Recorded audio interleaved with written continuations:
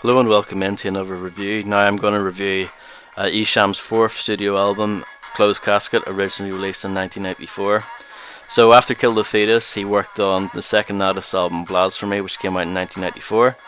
And it sort of marked the end of his sort of production style up to that point, where he was using a lot of samples and sort of mashing them together.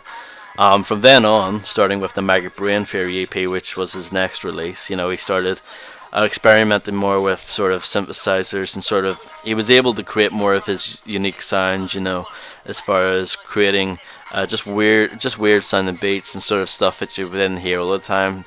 And yeah, he was just kind of honing in on his own kind of sound. And that Maggot Brain Theory EP came out in mid '94, and it was a good sort of taster for what's to come for his next studio album release. If you want more information about that EP, I covered it in the EP collection review that I did.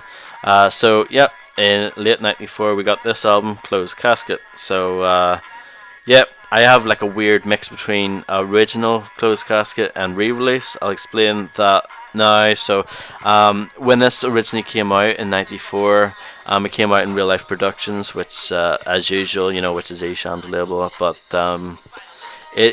he at some point managed to strike a deal with Warlock Records, and they actually distributed this album for quite a while, and it's actually been reissued multiple times. So what I mean, that I have a mix between original and not original. This case is not original, like the back of it, because it has a small little Warlock logo down there, and also, well, that's it really. Yeah, just on the side it says War CD 2753. So the case isn't it's but the disc is, and the booklet is. So there you go. There's the original disc. It's like green and it has like clouds in it. It looks very cool. The when they re-released it a couple of times with Warlock. There are two other versions that I've seen. I've seen like a plain green version, and I've also seen like a black disc version with like the Esham and Closed Casket in green, which actually looks quite cool as well. And this is the original insert, because it says RLP 1021 CD in the corner, so that's cool.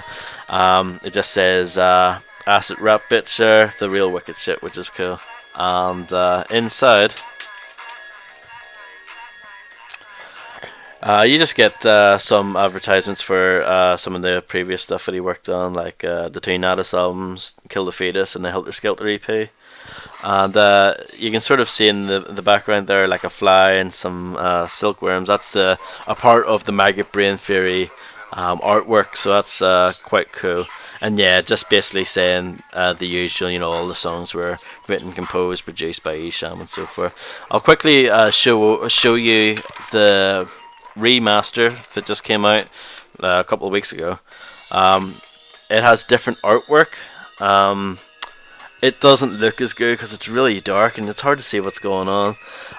This here artwork is just basically it's to give the illusion that it's a casket on fire, even though it wasn't really. Esham explained recently that they just got some stuff and lit it on fire, and they sort of made it look like that it was a casket on fire, but it really wasn't. This is just too dark to really see what's going on. Like, yeah, you kind of get that it's the same thing, but I don't know. It's just too dark. You can't really see what's going on. And the back of it isn't as nice looking either. I haven't shown the back yet, actually. There you go. There's a comparison. So there's the original. It's got like the blue sort of stained glass windows on the side, and it says Esham the Unholy in green, which is really cool. And there's a bit of green down in the bottom corner and stuff. It's just that it's nice looking. This is a bit dull. It's all mostly black, and the stained glass windows on the side don't really look that inviting. Here's the disc real quick. That's actually quite cool looking. I like the reefs and stuff like that in it. That's quite nice. There you've got the RLP logo with over like green flame. It doesn't say acid rap bitch, unfortunately. And then inside you get like a picture of Esham from back in the day, and you also get a couple of lines explaining what he was trying to accomplish with Closed Casket. Just basically saying that this, release was him attempting to sort of put an end to his kind of style of music, and he sort of wanted to move on after this. And I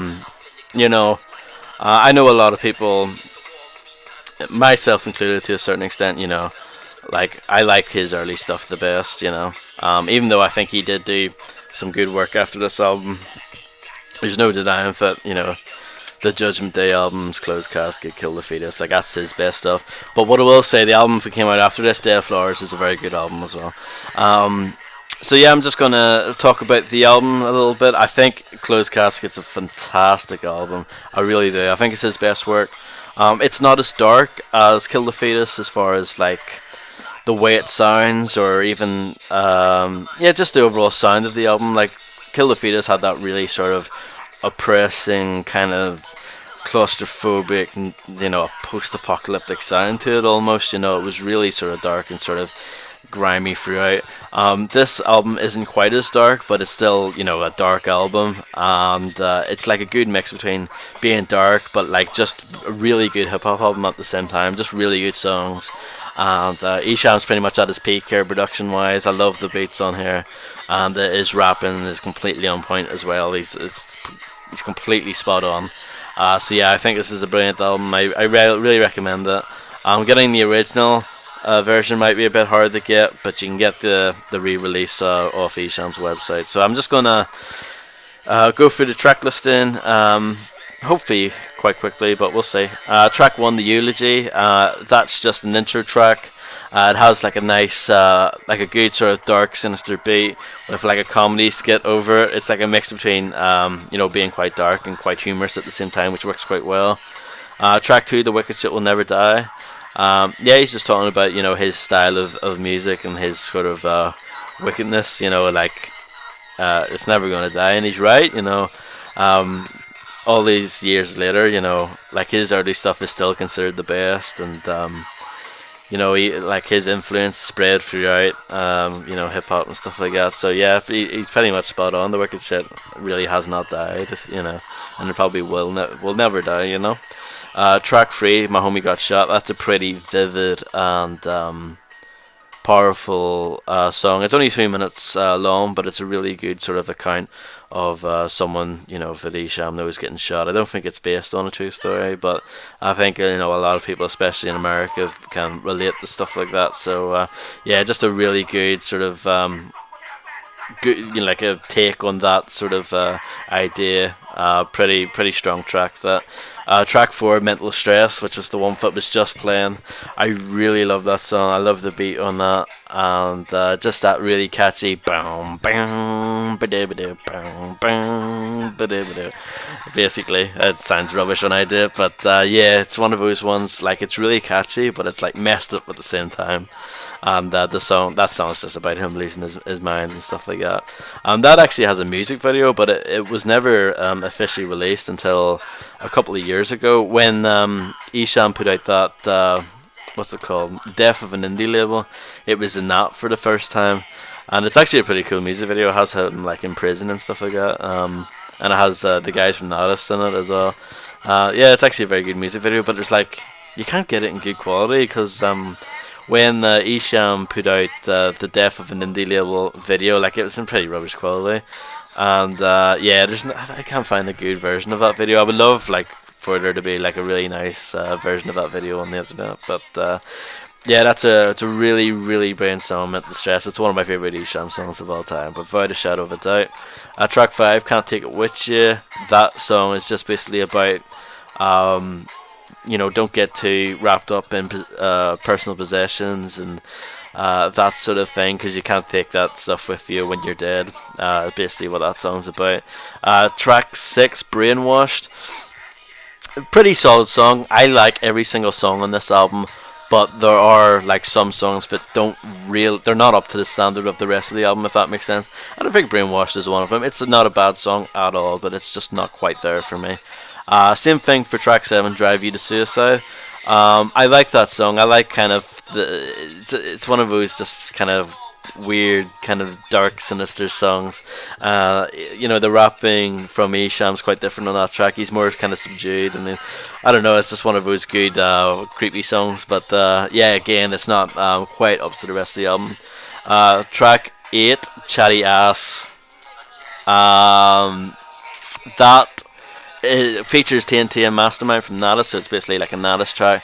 A very good song. All three guys do a really good job, and yeah, good sort of sinister beat on that. I really like that.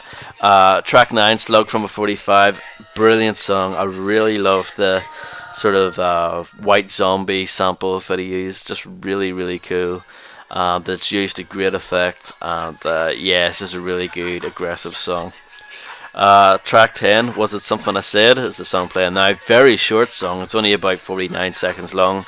And yeah, it's a good song. It samples Alice in Chains again, so Esham must have really liked them. And yeah, it's a very good song, but quite short, you know what I mean. But it serves as just like a good sort of little distraction, so to speak, you know, in between songs. And it leads very well into the next track, Flatline. I love the beat on that. Very kind of catchy, but again dark, and just you can sort of hear, you know, how Esham's productions come quite a long way. You know, he's programming these really weird kind of beats, and that song's just about him being close to death and that kind of thing. You know, again, the typical kind of Esham stuff. But yeah, brilliant song, Flatline. Track 12, I Don't Know You Shit. Kind of like a bouncier kind of beat on that one. Again, very good. Yeah, it's just I think that's kind of like a in-your-face kind of braggadocio track, from what I remember. Track 13, Therapy, absolutely brilliant song. I love Therapy. I think that's one of his greatest songs of all time. Might be my favorite actually. I love the beat on it, and his rapping is just razor sharp on it. I always think Therapy and Flatline are very similar. They're both brilliant songs, but just the beats, I think they're kind of similar. But yeah, I think Therapy is absolutely brilliant. Track 14, Make Me Wanna Holla, again, another fantastic song. More chilled out, more kind of reflective, and more kind of more conscious, you know. He's just talking about how messed up things are and stuff like that again. But there aren't many songs like that on Closed Casket, you know, more kind of reflective or sort of, you know, social political songs, anything like that, like the way he has kind of done in the past. But that song, Make Me Wanna Holler, is kind of like a exception to that. Is kind of more of a conscious track. You know, he's talking about, you know, he's sick of seeing his mother in the welfare line and stuff like that, and he's just trying to get somewhere in life. Track 15, Would You Die For Me? That's a pretty dark song, like a sinister kind of bassy kind of beat to it, and yeah, I think he's just talking about, you know, to a woman, you know, how far is she going to go for him, kind of thing. And yeah, pretty dark stuff. Track 16, $2 Ho. It's like a short, kind of vaguely humorous song, I guess. Again, it's kind of not one of the stronger tracks on the album, but it's still pretty good. Track 17, however, 24/7 is brilliant. That is one of the all-time Esham greats. Not much to say. He's just talking about how he's doing the wicked shit 24/7, and you know, just the fact that it's just a great song, a good chilled out beat, and yeah, fantastic. Track 18, Digging on the DL. That's the song playing now. That song originally appeared in the Maggot Brain Theory EP, and but it was actually called Stop Digging on the DL on the Maggot Brain Theory EP. And when he brought it over here, he took the stop bit off for whatever reason. That was actually a single, believe it or not. And Mental Stress was a single as well. I might have forgot to mention that. Mental Stress so had the music video, if it was unreleased until recently. And Digging on the DL never had a video, unfortunately. Yeah, good kind of chill song. Again, not really one of my favorites, but it's like a good sort of palate cleanser. There's like a good mix between like really dark songs, but something like more slower, kind of chill tracks on this album as well. It's got like a real good variety of different types of songs on here. And yeah, track 19, Premature Ejaculation. That's kind of more conscious as well. He's just I think he's questioning, you know, he basically sees himself as not being significant, and yeah, pretty good song. It's not one of my favorites, but it is very good. Track 20, I'll Be Glad When You're Dead. I love that song, very very good. Yeah, I just love the dark sort of bass on that, and it's just a crazy track of him, killing people and stuff like that. Very, very good. And then track 21, Closed Casket, brilliant song. What a brilliant way to end the album. One of the best things he's ever done. Again, like a lot of his best songs are on this album, and Closed Casket is just perfect way to end the album. Super dark, super crazy. Um, and like that would be the last time you really heard Esham, like at least as far as solo material goes. Yeah, Closed Casket, not much to say. Just him. He's basically talking about him, dying in his closed casket, and yeah, it is dark. It's brilliant though, really, really good. And that's the album. Um, what can I say? I can't really say enough good things about this album. There are like maybe three songs that aren't up to like the rest of the standard of the album, but I think the rest of the album really is brilliant. If you haven't heard this, I highly recommend it to pretty much anyone, and yeah, I think it's a excellent album, and more people should hear it because obviously not a lot of people, not obviously, stop saying that. Uh, just not that many people have heard, Esham in general. But if you're going to listen to him, Closed Casket's the one to get. It's got a little bit of everything in there, and it's a good mix between kind of catchy and sort of accessible, but at the same time, it's still a dark album with a lot of dark themes in it. So yeah, that's been my review. I hope you guys enjoyed that, and until next time, see you guys later. Thank you.